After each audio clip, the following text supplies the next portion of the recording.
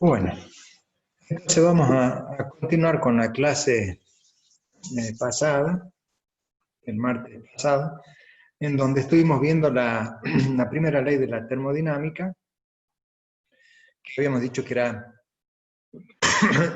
en realidad una expresión del principio de conservación de la energía. Así le llamamos al primer principio de la termodinámica. En ese primer principio vimos que la energía interna de un sistema, que era la sumatoria de todas las energías posibles, cinéticas y potenciales, podía ser cambiada por dos variaciones que eran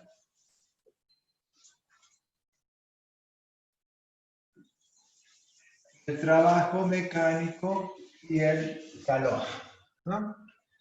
Teniendo en cuenta que ya sabemos que el signo era una suma algebraica y íbamos a tener una convención en donde todo lo que se hiciera sobre el sistema era positivo y todo lo que hiciera el sistema sobre el medio ambiente era negativo. De esta variación de energía vimos que en el caso de que el proceso fuese isotérmico, la variación de energía interna era cero. Por lo tanto, todo el calor que pudiéramos entregar a un sistema, el sistema lo devolvía como trabajo mecánico. En la idealidad esto funciona de esa manera. Cuando tenemos un proceso isocórico, es decir, a volumen constante, tenemos la variación de energía interna, se llama calor a volumen constante, que no es otra cosa que el calor específico de una sustancia.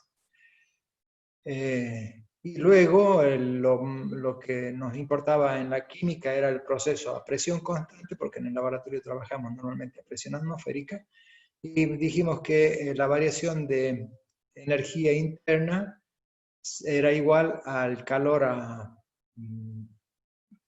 presión constante, que le llamábamos entalpía. ¿Sí? Que en el caso de tener sólidos o líquidos era exactamente el mismo valor, el de la energía interna, con el de la entalpía. En cambio, si teníamos gases, en ese caso, como los gases se pueden comprimir o expandir, pueden realizar trabajo mecánico y había que descontárselo. Por eso habíamos definido a la entalpía como la energía interna menos el trabajo mecánico que se pudiera hacer en el caso de ser un gas, que era el producto P por delta B, que lo podíamos calcular a través de la ecuación de estado de los gases, NR por delta T. Así es un repaso ligero de lo que hemos visto en la clase pasada, y vimos también la aplicación que tenía la entalpía, porque dijimos que la entalpía, esta energía interna sin trabajo, sino que era calor solamente, se tenía que medir en condiciones muy particulares que eran llamadas las condiciones estándar.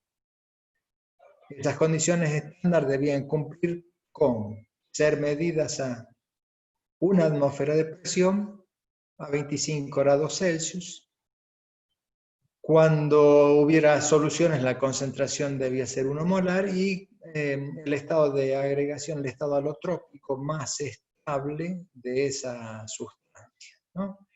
Vimos la aplicación que teníamos, porque cuando nosotros hacemos una reacción en el laboratorio cumpliendo las condiciones estándar, podemos tabular esos valores de entalpía, y así tenemos en los libros las tablas de entalpías estándar de formación.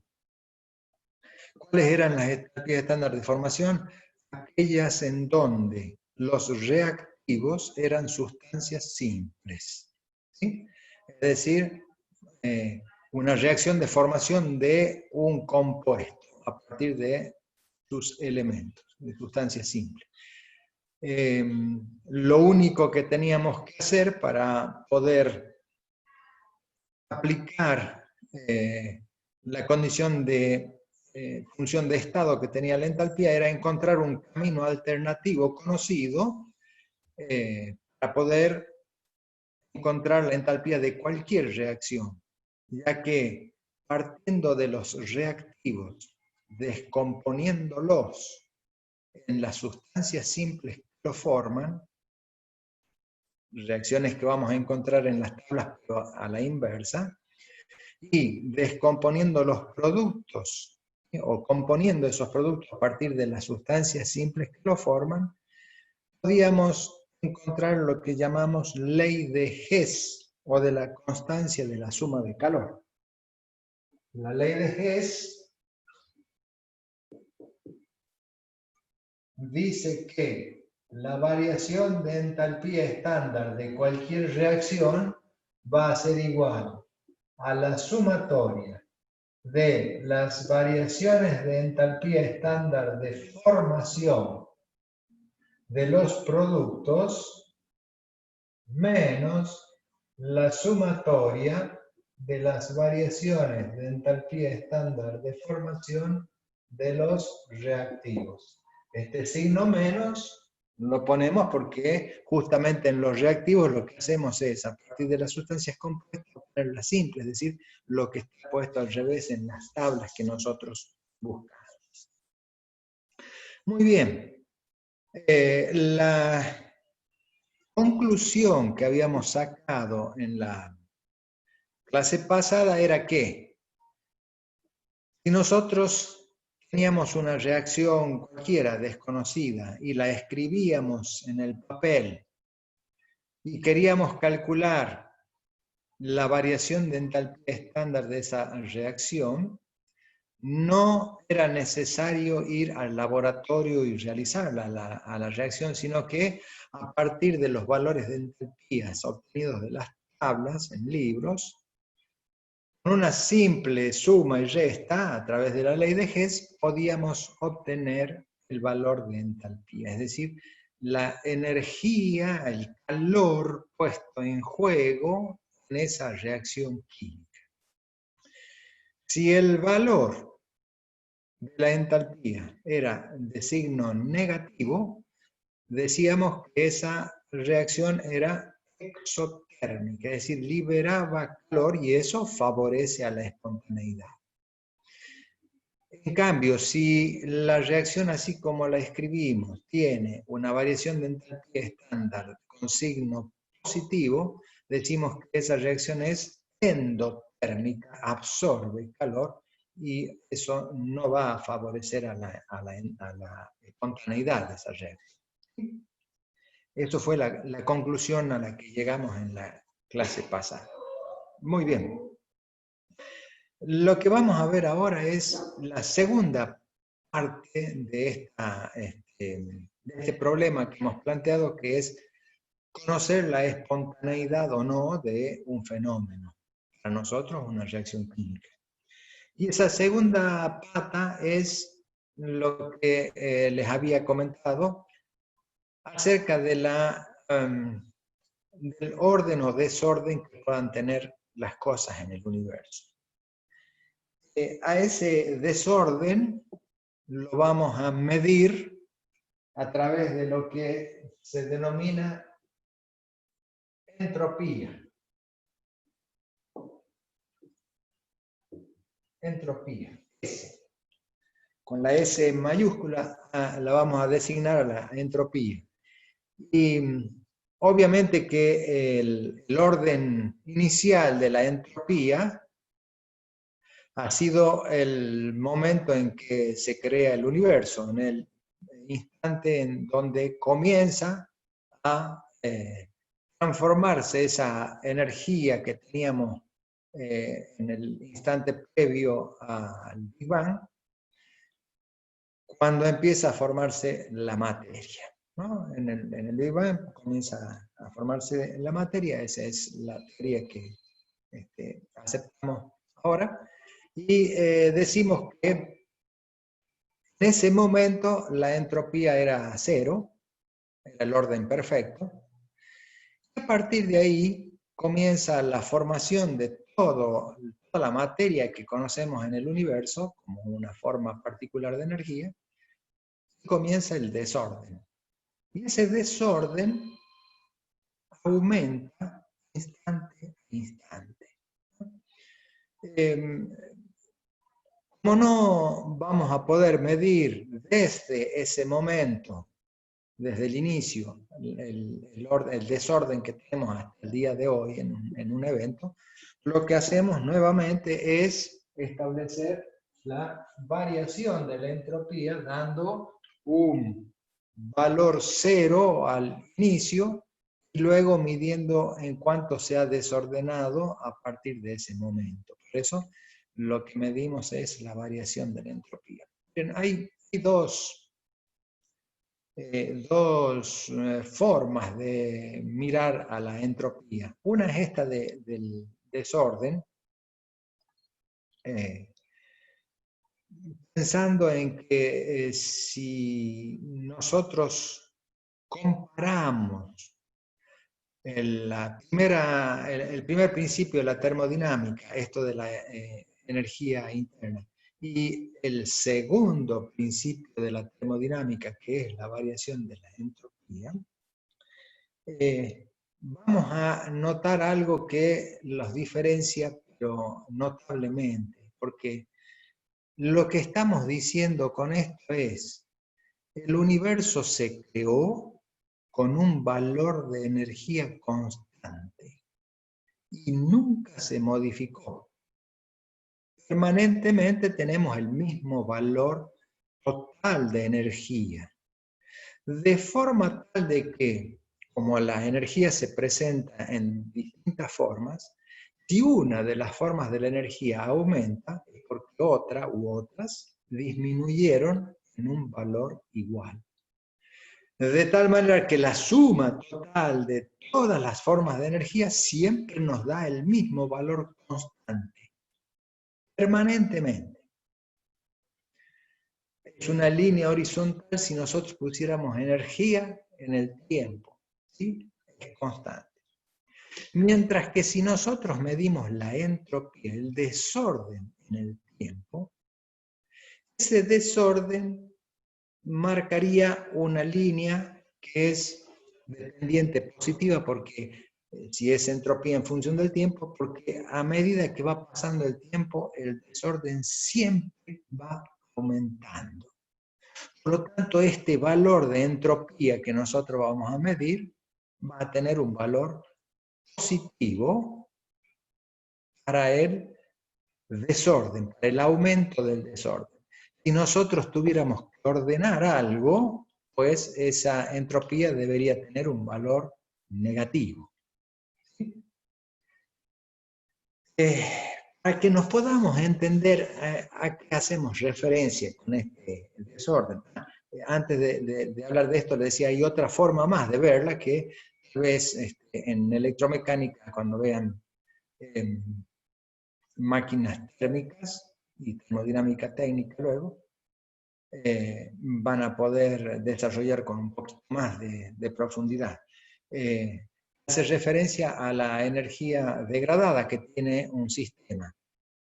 Nosotros cuando tenemos una determinada cantidad de energía y queremos transformarla en otro tipo de energía para poderle sacar un provecho, para utilizarla, siempre tenemos un piso a partir del cual de ahí para abajo no lo podemos utilizar a esa energía.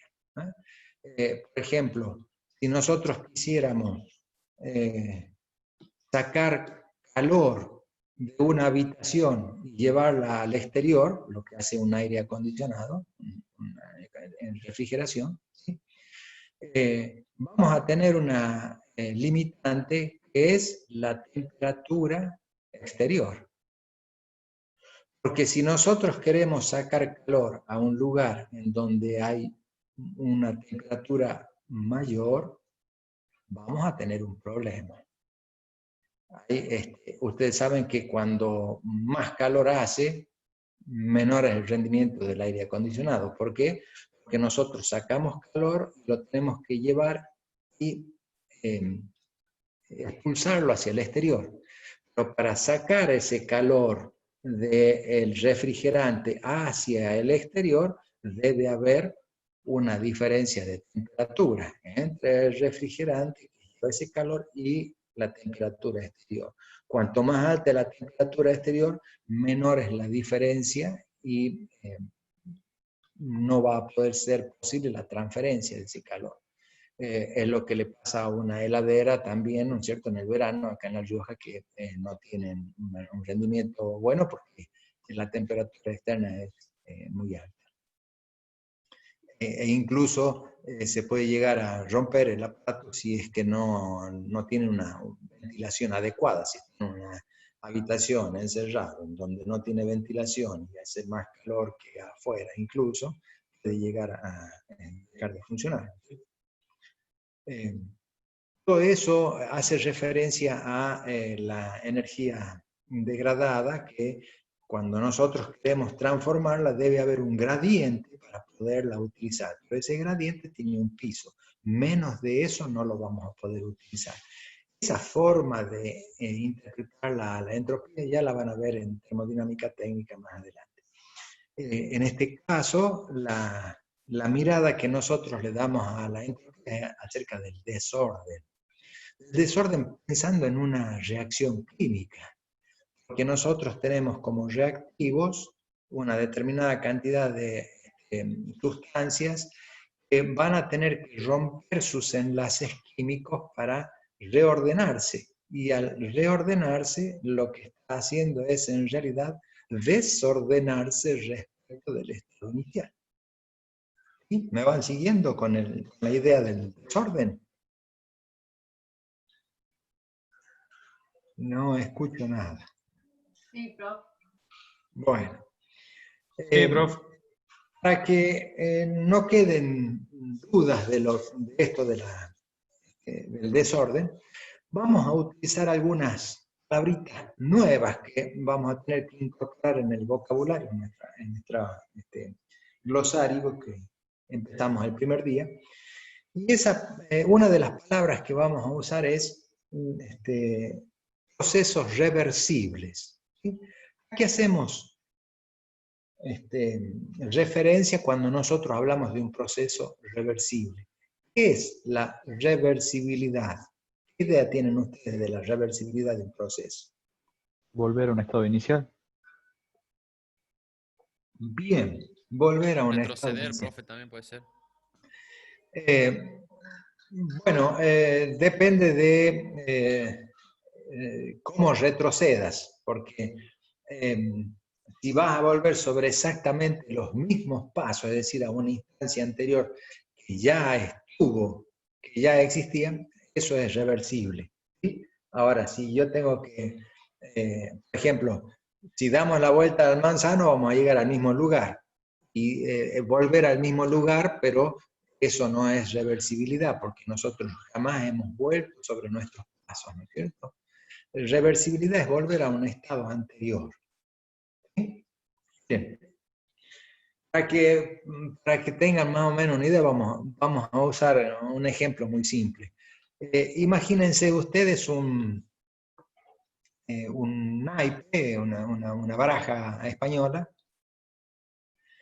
tiene como constituyentes del 1 al 12 de oro, al rey de oro, del 1 al rey de copa, del 1 al rey de espada y del 1 al rey de bastos, con 40 cartas, para el truco, exactamente. Las tengo toditas ordenadas, así como se las he puesto recién, del 1 al 12 de oro, del 1 al 12 de copa, etc. Y agarramos ese mazo de cartas y al azar, absolutamente al azar, separo una parte y mezclo al azar esas cartas. ¿Qué probabilidades existen de que siguiendo este proceso al azar de separación y mezcla, nosotros volvamos a tener el estado original? Esto de tener todas las cartas en algún momento de la mezcla, volver a tener ordenado el naipe. Infinitas. Nulo, profe. A ver, no sé a qué se refiere ese infinito, ya que ninguna. Bueno, miren, yo, antes de Que que... vuelva el mazo a la misma manera que estaba. Es improbable, ¿no es cierto? A ver, yo voy a definir dos palabritas más antes de que podamos contestar con veracidad esas preguntas que les hice. Porque yo les pregunté sobre la probabilidad, ¿no? Y hay en el español dos palabritas que nosotros solemos usar a veces como sinónimos, y no lo son. En la ciencia no lo son. No tienen la misma acepción las dos palabras, no son sinónimos, sino que son absolutamente diferentes. Y una es posibilidad y la otra es probabilidad, ¿no? ¿Qué diferencia hay entre posibilidad y probabilidad? Porque cuando hablamos de un evento, qué sé yo, ¿qué probabilidad hay que mañana llueva? Bueno, el sistema meteorológico medirá un número y otro medirá, el que no lo sabe medir, me dirá, sí, mañana puede llover, ¿no? ¿Qué posibilidades hay de que llueva mañana? Esa tendrá otra respuesta. Porque cuando hablamos de posibilidad, ¿sí? La posibilidad tiene solamente dos respuestas posibles. ¿Sí o no? ¿Es posible o no es posible?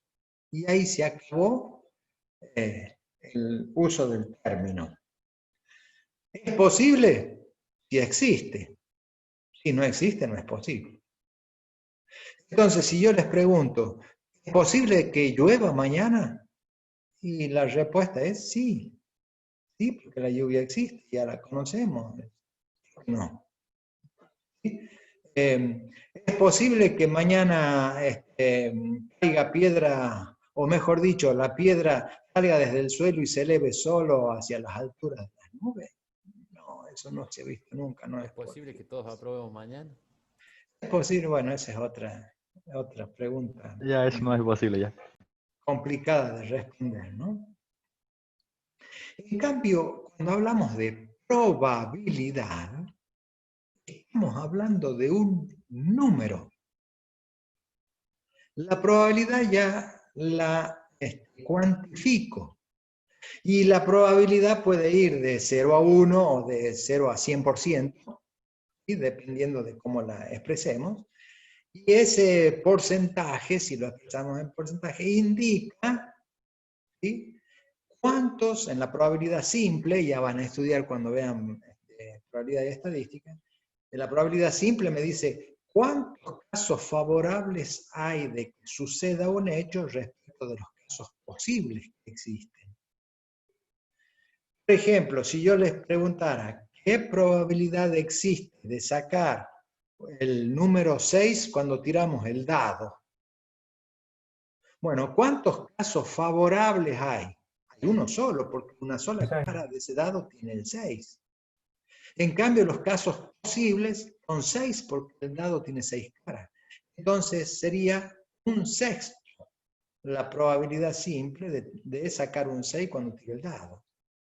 ¿Se dan cuenta que estoy cuantificando esa probabilidad? Cuanto más cerca de 0 sea, más cerca a la imposibilidad.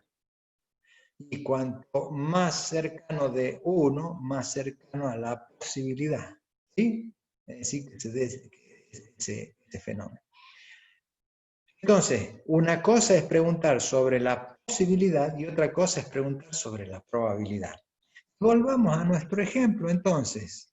Si se ha entendido la diferencia entre estos dos términos, yo les pregunto, ¿qué posibilidad hay de que ese naipe se pueda volver a ordenar solo cuando nosotros lo mezclamos? ¿Es posible obtener el estado ordenado? No. Sí, pero A ver, hay dos respuestas contrastantes. Dice no. Yo Yo sí, digo que porque no. sí existe. Bueno, Ezequiel dice no y Brandon dice sí. ¿Por qué no, Ezequiel? Va. Tomándolo desde un punto de vista literal, porque es algo que es una posibilidad muy pequeña, una probabilidad muy pequeña. Yo digo que la Ahí está. posibilidad es baja. Ahora nos entendemos, Ezequiel. Es una probabilidad muy pequeña, pero la posibilidad existe. Por lo tanto, si es posible, nos ponemos de acuerdo con Brandon. ¿Sí? Porque existe el naipe ordenado. De hecho, de ahí partimos. Entonces, volver a ese punto sería posible. La probabilidad de volver a ese lugar es bajísima. Y nosotros mezclamos de forma azarosa el naipe. De hecho, lo hacemos para que el juego sea azaroso, ¿no es cierto? Porque la probabilidad es muy baja. Entonces, una cosa es la posibilidad y otra cosa es la probabilidad. ¿Sí? Pero en cada mezclada, en realidad lo que estamos haciendo en vez de llevarlo al orden, es desordenarlo cada vez más. En una oportunidad, el año pasado hablábamos con los chicos sobre armar un cubo de Rubik. ¿Lo conocen al cubo de Rubik? Este Sí, profe. de las caras de colores.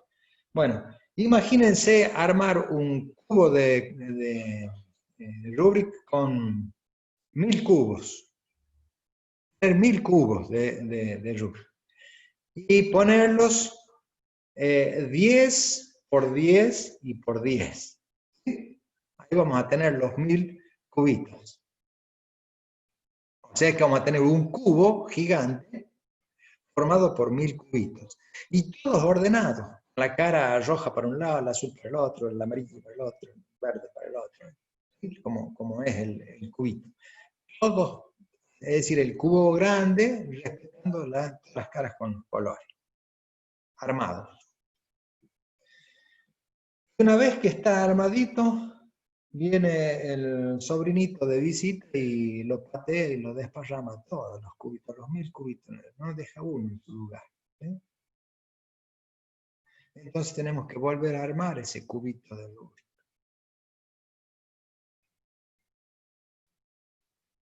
¿Es posible volver a armar el cubo de Rubik como estaba antes?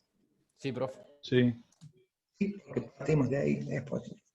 ¿Es probable que podamos armarlo al cubo de Rubik como estaba antes? La También sí. probabilidad también es muy pequeña, pero sí. Bueno, ahí está la historia. Tal vez no en el mismo espacio, pero sí. Miren, supongamos que nosotros que armar de nuevo el cubo de Rubik significaría tener todas las cosas en el mismo lugar. ¿Se entiende, no es cierto? Teníamos 1000 cubitos. Y hay que poner los 1000 cubitos en el mismo lugar. En el mismo lugar. En el mismo lugar. Porque así estaban originalmente. Yo quiero un proceso reversible, volverme al mismo lugar donde estaba originalmente. Eso es la reversibilidad. ¿Sí? No quiero yo armar un cubo que sea distinto al original. Tiene que ser exactamente igual. En el mismo lugar. A ver, alguien me dirá, y bueno, si los cubitos los numeramos del 1 al 1000, siempre ponemos la cara roja hacia el oeste y la verde hacia el este, podemos hacerlo. ¿Sí? Nos llevaría un trabajo grande, pero podríamos ordenarlo. Pero ¿saben qué? Hay otro problema más grave todavía, al cual no le vamos a poder encontrar solución. Porque mi sistema, ese cubo de 1000 cubitos, no está formado solamente por 1000 cubitos. ¿Qué hay entre los cubitos y en el interior de los cubitos? Otros cubitos más. Aparte de estar Materia, formado átomos. ¿de qué? Aire. Aire. aire. Y ese aire está metido en el medio del cubo. ¿Ese aire es el mismo que estaba originalmente? No, ¿Y puedo ponerlo al mismo y en los mismos lugares? no. Imposible. Entonces, ¿cuál es la conclusión a la cual llegamos?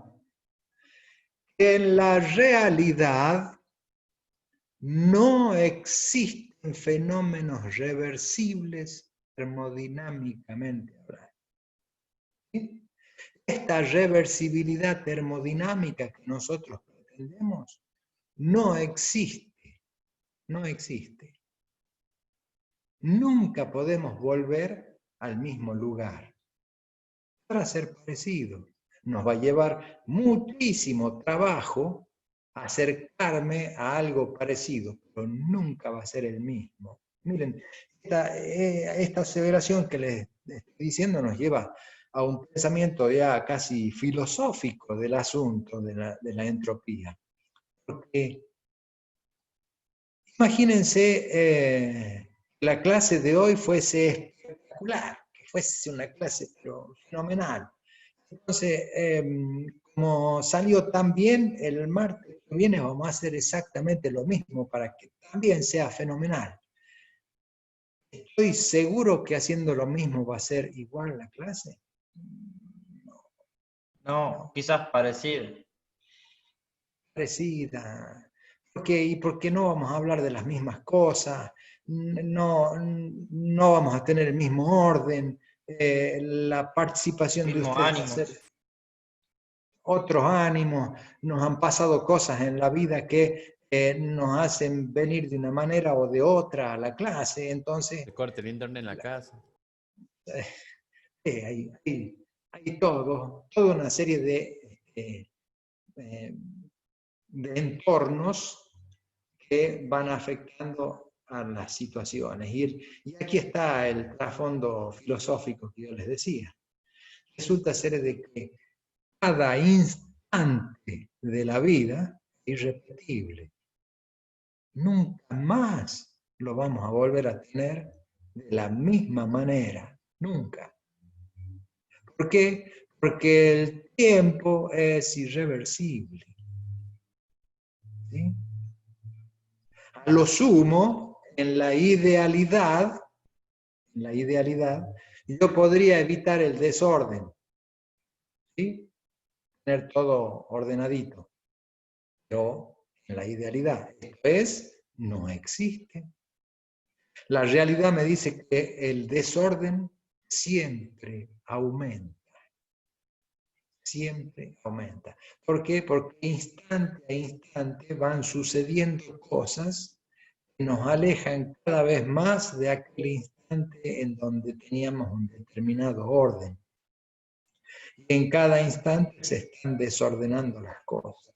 Por eso les decía yo al principio, mientras que la energía ha sido constante permanentemente, el desorden va aumentando instante a instante en el universo. Y eso es lo lógico, lo normal, ¿sí? La segunda ley de la termodinámica me dice que la entropía tiene un permanente aumento en el universo.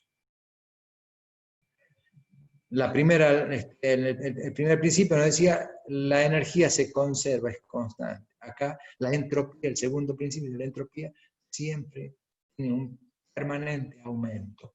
No hay forma de evitar el aumento de la entropía. Pero en un sistema, esto lo hablo en el universo en su totalidad, pero si yo tengo un sistema, una parte de un sistema, ¿puedo disminuir la entropía? Obviamente, sí, puedo ordenar las cosas. ¿Sí? Puedo ordenar las cosas. Con un trabajo extraordinario. Pero la disminución de la entropía en un sistema implica el aumento mucho mayor en todo el entorno para lograr esa disminución en mi sistema. De tal manera que la suma de el desorden exterior más el orden interior siempre es positivo, porque el desorden exterior es mayor que el orden en el sistema. ¿Entiende eso? Entonces, no nos podemos alejar de esta máxima del segundo principio de la termodinámica. La entropía aumenta permanentemente. ¿Sí? Y en una reacción química lo notamos así, porque nosotros comenzamos con un determinado orden en las moléculas, en los átomos que forman las moléculas de los reactivos, sabemos que eso se va a desordenar, porque hay que romper todos los enlaces químicos ahí para que se formen enlaces nuevos en las nuevas sustancias que vamos a formar. Por lo tanto, habrá una modificación de la entropía en el sistema. ¿Sí? Hay una manera matemática de medir a la entropía, a esta variación del orden, que simplemente la vamos a definir. La variación de la entropía no es otra cosa que la variación de calor que se produce a temperatura constante, respecto de un valor de temperatura determinado. ¿Sí? Esta es la ecuación para la medición de la entropía, así la definimos. Obviamente que la entropía ya no tiene unidades de energía, porque ahora es energía sobre grado Kelvin o grado Celsius. ¿Sí? Es decir, este término ha modificado la condición de la entropía. Esto sí es energía, esto no. Entonces, como a la termodinámica le interesa el calor, podemos decir que la variación de calor dada por el desorden, por la entropía, es igual al producto de la temperatura por la variación de la entropía, que es pasar esta T al numerador del primer miembro. ¿Sí? Este es el calor que nosotros vamos a medir en un proceso que tiene una variación en la entropía. ¿Sí?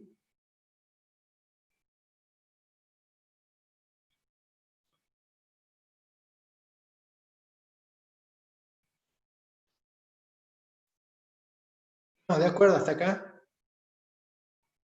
Sí, profe. Sí, profe. Hay una tercera ley, un tercer principio de la termodinámica, que es el de la entropía cero. Y cuando escuchen lo que les voy a decir, van a decir, es cosa de locos, porque el tercer principio dice que la entropía es igual a cero, la variación de la entropía es igual a cero, cuando tenemos, la entropía es igual a cero cuando tenemos un cristal perfecto a 0 grado Kelvin. ¿Se entiende lo que acabo de decir? ¿Podemos lograr eso? ¿Podría repetir, profe? No, es imposible, Sí. jamás se llega al cero absoluto. El valor, exactamente, ese es uno de los problemas, Lucas. El valor de entropía cero es el que tiene un cristal perfecto a 0 grados Kelvin. Y el otro problema sería el cristal. El cristal no hay Obviamente. cristal perfecto. No hay, ya sabemos que la perfección solamente existe en la idealidad. No hay cristales perfectos. Siempre hay cristales que tienen sus problemas, sus impurezas, sus deformaciones. ¿Sí? Y que el 0 Kelvin tampoco lo vamos a lograr. O sea que es una idealidad absoluta. ¿Eh? Muy bien. Lo interesante de esto, chicos, es que hemos visto dos partes de de la espontaneidad de un fenómeno, que aplicado a la química, como termoquímica, lo podemos hacer en una reacción. ¿Qué son estas dos partes?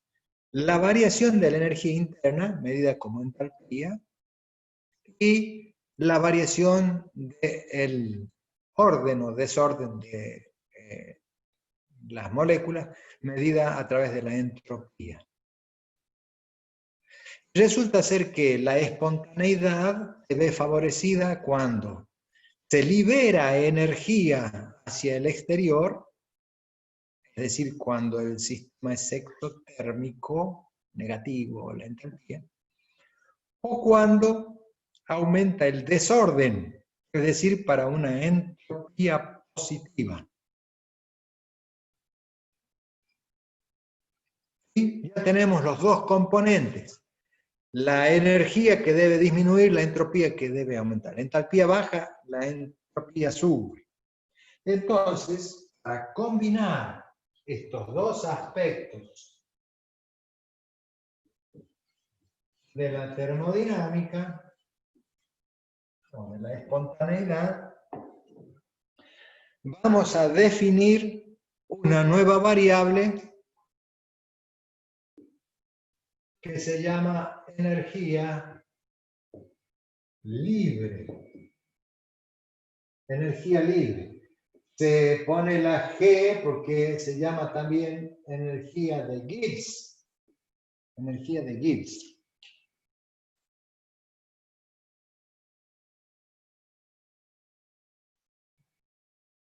Como toda energía va a comportarse como una función de estado, ¿sí? Como la energía interna se va a comportar como función de estado. Como no puedo conocer el valor cero desde donde partimos, absoluto, de la energía libre, vamos a medir la variación de la energía, delta G. Y para que podamos comparar esos valores medidos, lo vamos a hacer siempre en forma estándar. De allí el cerito que acabo de poner, ¿cierto? La variación de energía libre estándar. Eso es lo que vamos a ver. ¿Y cómo vamos a definirla, esta nueva variable, y qué utilidad nos va a dar? La energía de Gibbs va a combinar estos dos procesos, nos hablan de la espontaneidad de una reacción. Ya vamos directamente a la química, ¿no es cierto? Aunque también se lo puede hablar en cualquier proceso. ¿Cuáles son estos? Estoy viendo. A ver, habíamos dicho que la primera pata era la variación de entalpía. Esta, ¿no? La segunda pata era la entropía, pero multiplicado por delta S para que tenga unidades de calor, de energía, que se pueda sumar a la entalpía, que es energía, y así obtener el valor de energía libre. Pero fíjense el signo que vamos a poner en el medio para relacionar estas dos. Negativo. ¿Sí? ¿Por qué negativo? Porque nosotros sabemos que si delta H es negativo, favorece la espontaneidad. Y delta S positivo favorece la espontaneidad. Entonces, si yo le cambio el signo, ahora sumo dos cosas con el mismo signo. ¿Sí? Creo que el internet está fallando hasta ahora. ¿Me escuchan bien? ¿Me ven bien? Bien, Francisco. Sí, profe. Bueno, sí, miren esta expresión. La energía libre o energía de Gibbs proviene entonces del cálculo. A ver, esto lo hacemos de libro, ¿no es cierto? Nunca fuimos al laboratorio para obtener estos valores. Entonces medimos, sacamos los valores de entalpía estándar y sacamos los valores de entropía medidos por la temperatura a la que trabajamos y podemos calcular la energía libre de Gibbs. O sea que la energía libre estándar también está tabulada. Y podemos obtenerla. Entonces, podemos aplicar para delta G la ley de Hess. ¿Sí? También va a tener la misma consideración. El delta G para una reacción cualquiera, la variación de energía libre para una reacción cualquiera, va a ser igual a la sumatoria de las variaciones de energía libre de productos menos la variación de la energía libre de reactivos. ¿Sí? O sea que podemos obtenerlo por un camino alternativo como hacíamos con la entalpía. Tiene la misma condición. ¿Qué valores puede adoptar la energía libre? Vamos a tener algunos valores que son interesantes de desarrollar. El valor puede ser negativo. ¿Sí? Si yo tengo un delta G negativo en el cálculo que hacemos, ¿cómo interpreto yo a ese valor negativo? Pues el proceso es espontáneo, porque para que sea negativo, ¿sí? Es exotérmico y aumenta el desorden. Por ejemplo, si yo escribiera aluminio más ácido nítrico, que me da nitrato de aluminio, más hidrógeno, ¿sí? Vamos a tener esto así. Ustedes han hecho la experiencia, ya han visto la experiencia en el laboratorio. Cuando ponen un metal en un ácido, ¿qué se forman? Burbujitas de hidrógeno, ¿no es cierto? E inmediatamente se forma la sal de ese metal.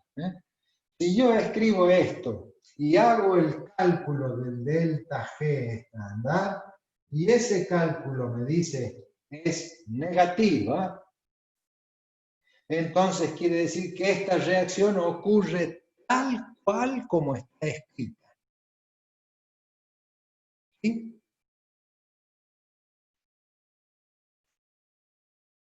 En cambio, si cuando hacemos el cálculo del delta G obtenemos un valor positivo, ¿sí? Para un valor positivo, ¿qué conclusión saco? Esa reacción, como está escrita, no es espontánea. ¿Sí? Si es negativo, es espontáneo. Si es positivo, no lo es. No lo es, pero además me está dando otra información. Me dice que si no es espontáneo esto que está escrito, es porque lo espontáneo está dado en el sentido contrario. A ver, para que me entiendan, si nosotros calculáramos la energía libre del proceso de la caída del agua desde el tanque del techo hacia el tanque del piso, yo digo previamente, el agua baja del techo al piso.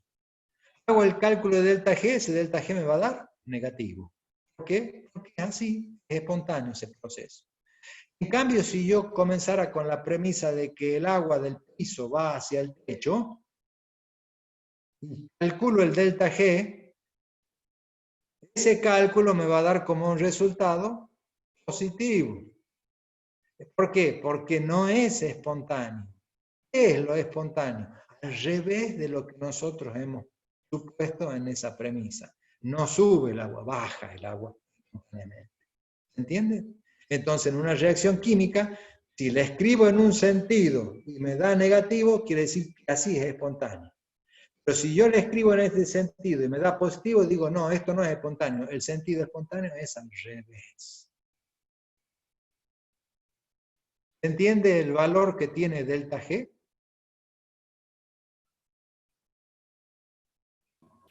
Sí, profe.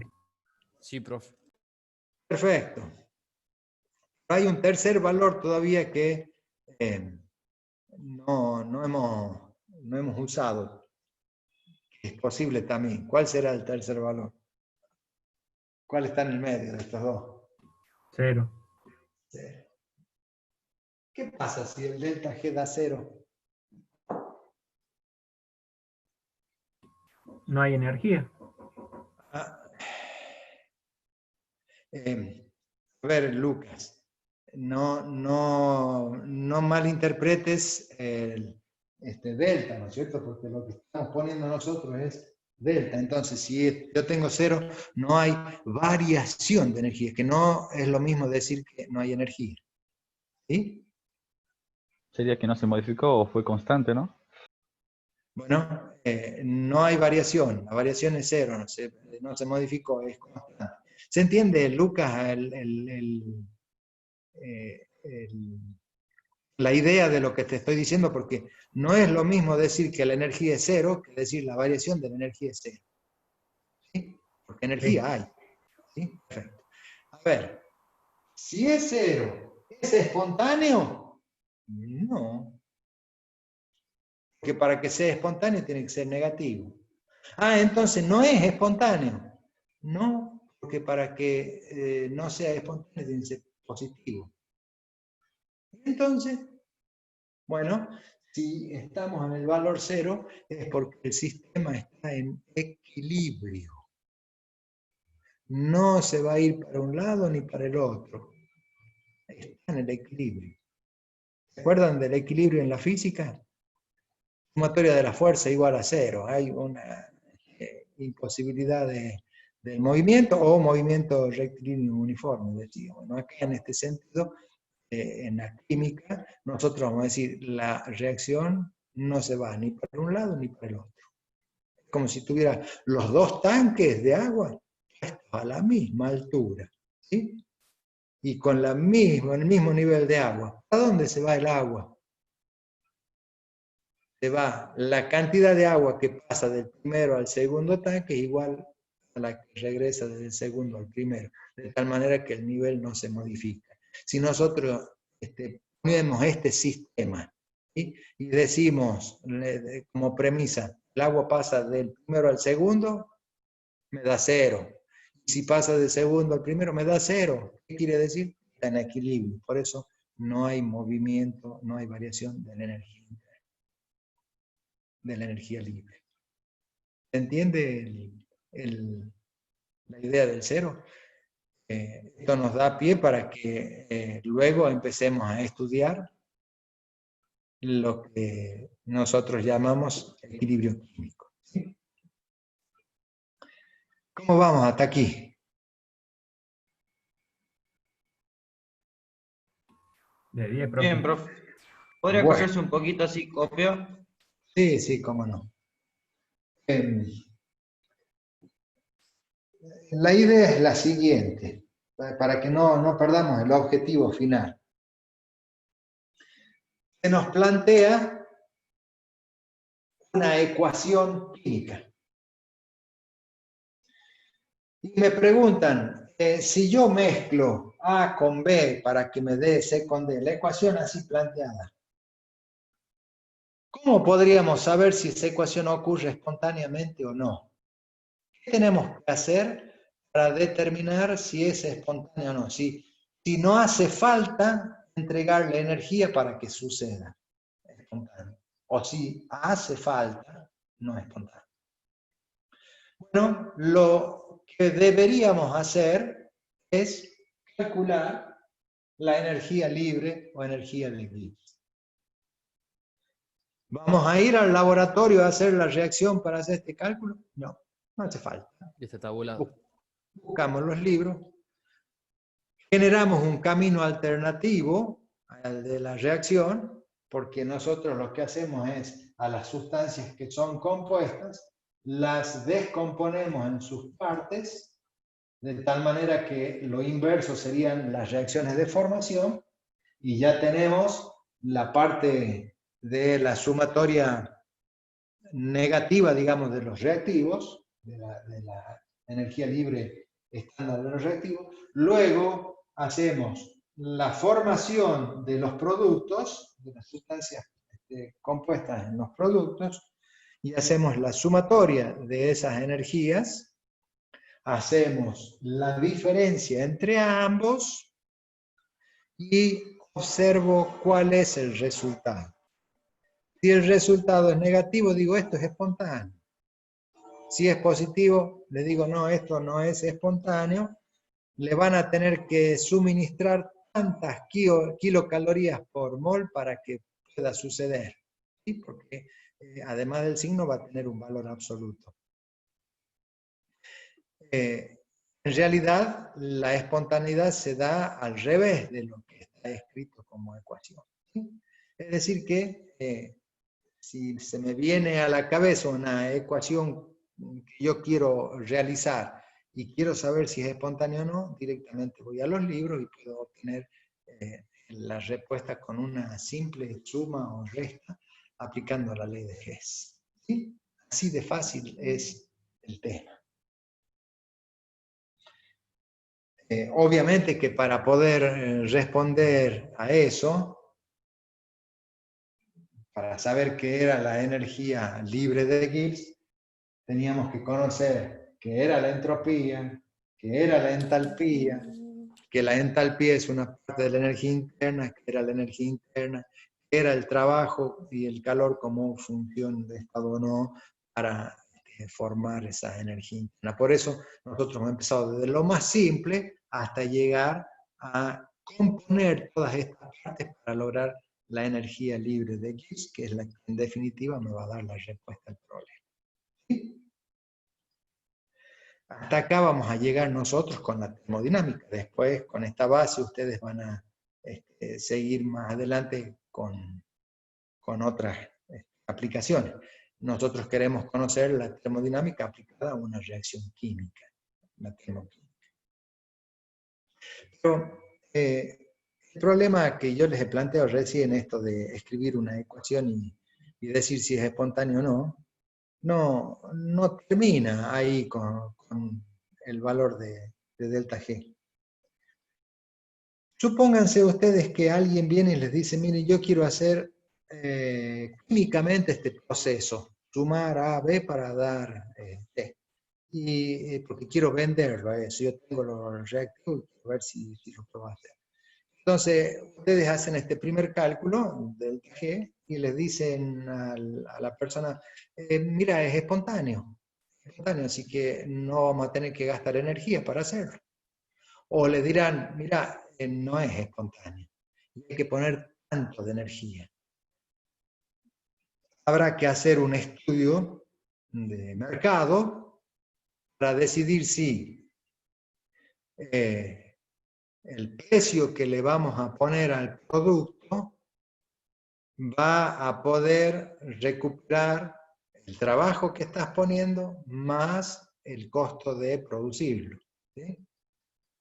Que en el costo de producción no solamente van a intervenir los reactivos, sino que además le vamos a tener que sumar la energía necesaria para poderlo producir. ¿Sí? Entonces, el estudio que hacemos nos da delta G negativo. Entonces estamos chochos, decimos, oh, delta G negativo, podemos hacerla a la reacción y casi que gratis, porque no tenemos que gastar energía. Solamente juntándolo los reactivos, listo, ya vamos a producir. Un momentito. Porque hay otras cosas que tenemos que ver en este problema. ¿Sí? Si nosotros queremos producir esa reacción química, debemos contestar otras dos preguntas más, que son las que vamos a tratar de responder a continuación. La primera de las preguntas va a ser, ¿cuánto tiempo necesito para producir esa sustancia? Porque fíjense que si nosotros tenemos un papelito y le prendemos con un fosforito, le prendemos fuego, en un ratito se nos fue el papel. En cambio, si nosotros queremos, eso es oxidar al papel, ¿no? Al quemarlo lo oxidamos, lo hacemos reaccionar con el oxígeno, que es el comburente, el papel sería el combustible. En cambio, para oxidar un clavito, y no vamos a tener que esperar días, ¿cierto? Si lo mojamos y lo ponemos al aire, sí, para que se forme el óxido, se demora unos cuantos días. Y para que desaparezca totalmente el clavito, nos va a llevar mucho tiempo. Ni les cuento si quisiéramos producir, como ha hecho la naturaleza, el petróleo. Millones de años, ¿no es cierto?, para producir el petróleo. Eso nos habla de que las reacciones químicas ocurren con distintas velocidades. No es lo mismo la velocidad de una reacción que otra. Y a la velocidad la determinan diversos factores que son los que vamos a empezar a estudiar ahora. ¿Sí? Vamos a empezar a estudiar la cinética química. La cinética química, que es la parte de la química que nos habla de la velocidad de una reacción.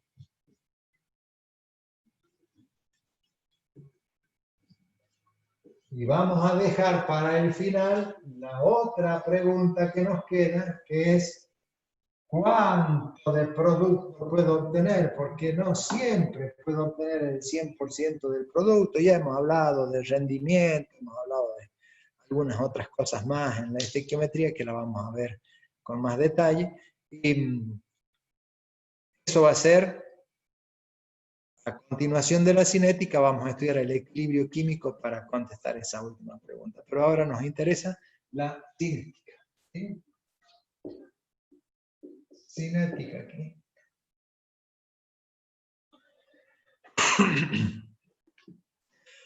Obviamente que para estudiar la cinética química debemos, en primer lugar, definir lo que es la velocidad en la química.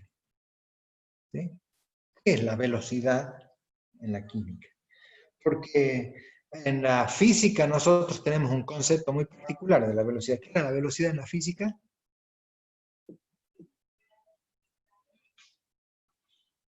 Desplazamiento con respecto al...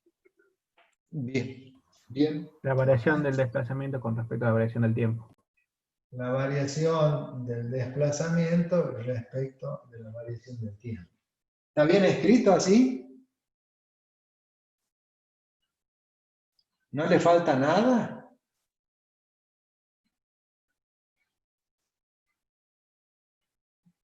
Me parece que en los símbolos que utiliza la física, ahí le está faltando algo.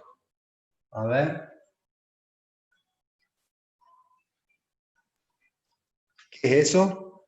Magnitud vectorial. Magnitud vectorial. La velocidad es un vector. El desplazamiento es un vector. ¿Sí? Entonces la velocidad es un vector. Oh. Y en la química, a ver, vamos a aplicar el concepto de velocidad de la física a un móvil. Yo tengo un punto y ese punto se desplaza, ¿sí?, de alguna manera en el espacio, de tal manera que va desde el punto A hasta el punto B. ¿Qué hacemos nosotros? Medimos desde A hasta B cuánto es ese desplazamiento en línea recta. Medimos en qué tiempo se ha producido el traslado de ese punto desde A hasta B. Y hacemos el cociente. ¿Sí? El desplazamiento en el tiempo, obtenemos ahí la velocidad. Esta velocidad va a tener una magnitud, va a tener un valor, un módulo, una dirección y un sentido, porque es un vector. Ahora vamos a la química. ¿Sí? Nosotros sabemos que lo que queremos hacer es medir la velocidad de una reacción química. Entonces, dentro de un recipiente, que puede ser un Erlenmeyer, un vaso de precipitación, colocamos la sustancia A y la sustancia B. Me llevo la reglita y cronómetro para medir tiempos y distancia.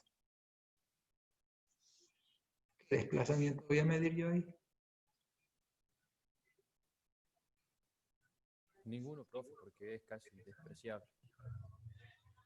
Claro, entonces no voy a poder medir la velocidad en la química. ¿Saben qué pasa? El concepto de la física está expresado en el título de lo que les enseñan, que es la velocidad de una partícula. ¿Sí? Esto se aplica para cuando una partícula se mueve en el espacio, en donde yo puedo medir el desplazamiento y el tiempo. Cosa que puedo hacer con los objetos que son macroscópicos, aplicándole la teoría de la mecánica, de la física de la mecánica clásica, ¿no es cierto? No así en la cuántica. Recuerden que ahí en la cuántica esto no nos servía. Así que no,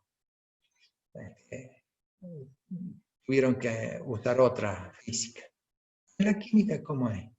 Porque en realidad el concepto de velocidad no es tan exclusivo para el desplazamiento de una partícula, sino que podemos definirla la velocidad un poco más amplia todavía, diciendo que se puede medir la velocidad de cualquier variable que cambie en el tiempo. Bueno, el desplazamiento es uno. Eso puede ser, si yo puedo medir el desplazamiento de la partícula, voy a obtener la velocidad que vemos en la física para una partícula. Pero yo podría medir la variación de la moda en el tiempo, y eso sería una velocidad. ¿Sí? ¿Cuántos años duraba el color rojo como moda? Y bueno, lo mido, y esa es la velocidad que tiene la moda, la velocidad de cambio de la moda. Puedo medir la variable que nosotros veamos en el tiempo, si es que tiene variación en el tiempo, ¿sí? Y medir la velocidad de cambio que tiene esa variable. Entonces vamos a buscar en la química alguna variable que tenga cambios en el tiempo cuando ocurre la reacción química. Entonces, vamos a tener una reacción A más B que nos da C más D, ¿sí? A más B que nos da C más D. Esta será nuestra reacción y lo que vamos a buscar nosotros es cuáles son las variables que se modifican en el tiempo. ¿Sí? ¿Qué voy a graficar acá como variable que se va modificando en el tiempo?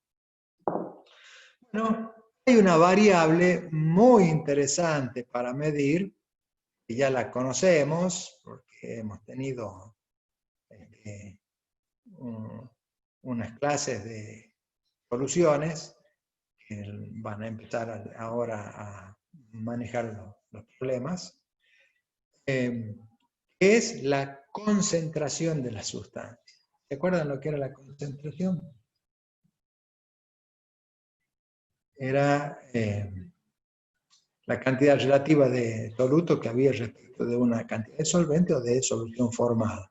Hemos dicho que la concentración era una propiedad intensiva, no se modificaba con la cantidad de solución que teníamos. Por eso la concentración la puedo usar sin problema. Sería un poco más complicado hacerlo con la cantidad de sustancia, con la masa, por ejemplo, porque la masa depende de la cantidad que nosotros tengamos de sustancia. En cambio, la concentración nos independizamos de la cantidad de sustancia. Entonces, lo que vamos a ver es cómo varía la concentración de A, de B, de C o de D, ¿sí? De estas sustancias que intervienen en el tiempo. ¿Cómo empezamos nosotros a una reacción química? Empezamos con una determinada cantidad de reactivos. pero con 0 productos. ¿No es cierto? Ese es el inicio. Tenemos los dos reactivos que cuando nosotros comenzamos la reacción tienen un valor determinado en cantidad o en concentración, pero de producto no se ha formado nada. Pero a medida que va pasando el tiempo, hay un decaimiento de la cantidad de reactivos porque se están transformando y una aparición de la cantidad de productos que se están formando en la reacción. ¿Me siguen? Sí, profe. Sí, profe. Bien. Si uno entiende que cuando hace una reacción química, al mezclar los reactivos, estos comienzan a disminuir, porque se están transformando, y van apareciendo los productos a medida que pasa el tiempo, nos podríamos preguntar si esa desaparición o aparición es una función lineal o no. Es decir, la velocidad de una reacción química es una constante o no lo es. ¿Sí? Si es lineal o no. ¿Ustedes les parece? ¿Será lineal? ¿Baja rápidamente acá? ¿Sube en forma lineal? Es decir, la pendiente es constante.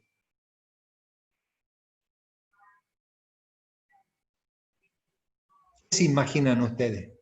Que sí, profe. Bueno, para que vean cómo suceden las cosas, yo les voy a poner otro ejemplo, y a ver si lo podemos visualizar. Nuestros tachitos con agua. Pero ahora los vamos a poner a los dos tachitos, uno al lado del otro. Y lo vamos a conectar con nuestra manguerita y la llave, y vamos a poner el agua en este tacho, que imaginariamente para nosotros pueden representar a los reactivos. Y acá vamos a tener los productos. No es del todo feliz el ejemplo para compararlo con una reacción química, porque la reacción química tengo reactivo y producto dentro del mismo recipiente, ¿no es cierto? Los he separado a los dos, pero nos puede dar una idea. Si nosotros abrimos la llave y observamos cómo ingresa el agua, la velocidad con que ingresa el agua al principio, y una vez que tiene un poco de agua o un poco más, ¿sigue siendo la misma? No, No. ¿Por qué, Jorge? porque el volumen va disminuyendo del recipiente. Perfecto. En primer lugar, la energía que tengo acá va disminuyendo, ¿sí? O sea que el impulso que le vamos a dar va a ser menor. Pero acá está sucediendo otra cosa. Va aumentando. Acá va aumentando la energía y la cantidad de agua que yo tengo acá ya en el segundo tacho le hace oposición al agua que quiere entrar. ¿Sí? Sí, profe. Entonces, al principio la velocidad es alta, pero a medida que va ingresando el agua acá, se va disminuyendo la velocidad hasta que llega un momento en que no se hace cero. No se hace cero la velocidad de pasada, sino que la velocidad con que pasa el agua desde el primero hacia el segundo tacho es igual a la velocidad con que regresa, porque ahora ya tengo agua que quiere volverse para acá. Un nivel de energía de aquel lado también. Se establecen ahora dos sentidos de circulación. Si las dos velocidades son iguales, pues ahí se equilibra el sistema, que será cuando los dos tengan la misma altura, ¿cierto? Pero al principio, la velocidad es grande y luego va decayendo. Y así pasa, porque en los reactivos, al principio, decaen rápidamente, pero a medida que va pasando el tiempo, empieza a disminuir la velocidad. Y va a llegar un momento en que esto se estabiliza. Hay un punto en donde se hace constante. En cambio, para los productos, al principio aumenta rápidamente, pero luego comienza a disminuir la velocidad hasta que llega un punto en donde se hace constante esta velocidad. A partir de este punto para allá estamos en el equilibrio. ¿Sí? ¿Se entiende la gráfica esta que acabo de hacer? La velocidad no es rectilínea uniforme como en la física, ¿no es cierto? Acá hay una variación de velocidad en el tiempo. Hay una aceleración. Pero hay otra condición que tenemos que entender. Esta velocidad que nosotros vamos a definir ahora, teóricamente, esta velocidad, que va a ser la variación de concentración respecto del tiempo, y es una variable que se modifica en el tiempo, distinta de la distancia que mide o del desplazamiento que mide la física. Esta es la definición para una reacción química de la velocidad, definición teórica, ya vamos a ver después cómo la medimos efectivamente. Esta es la definición de la velocidad, que es la variación de la concentración en función del tiempo. Pero ¿qué pasa? Esta velocidad en realidad no es vectorial. No puedo yo darle una dirección y un sentido. La dirección y el sentido que tiene es de reactivo a producto, ¿sí? El sentido que marca la flecha, pero es un gradiente en realidad. ¿Sí? Estamos midiendo el módulo de la velocidad. ¿Sí? Acá lo que vamos a medir es el módulo de la velocidad.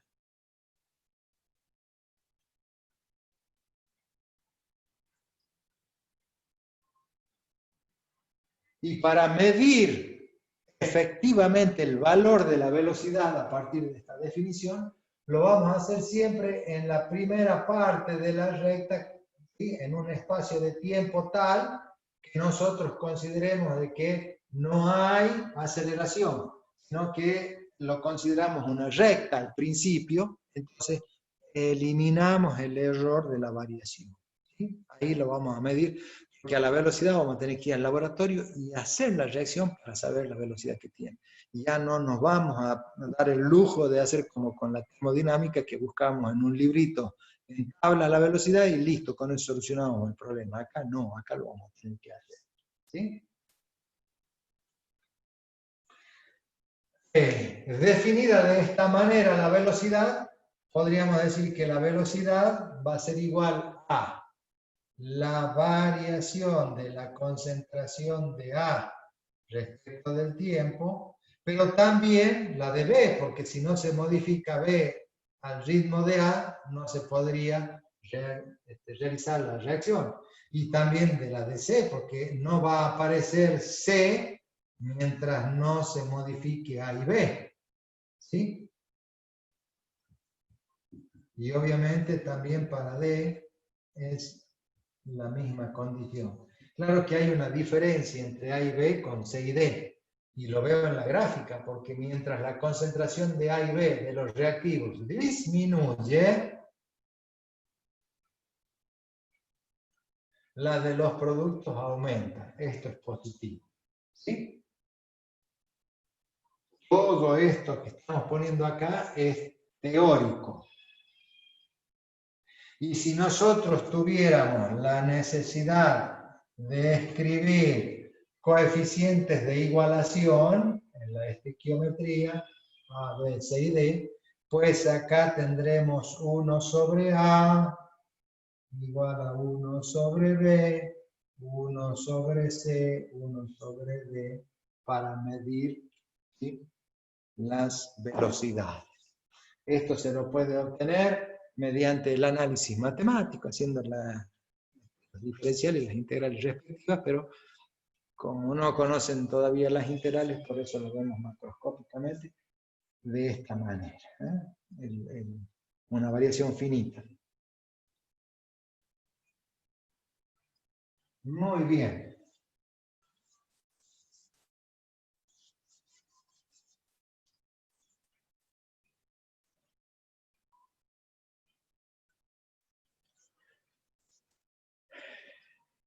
Ya conocemos entonces cuál es la definición de la velocidad en la química. Vamos a medir el módulo de la variación de la concentración de reactivos o de producto en el tiempo, como definición teórica, ¿sí? Que tienen esta condición de igualdad para cada reactivo, para cada producto, con la diferencia de que mientras los reactivos la velocidad decrece, por eso le pongo signo negativo, para los productos la velocidad crece, por eso tienen signo positivo.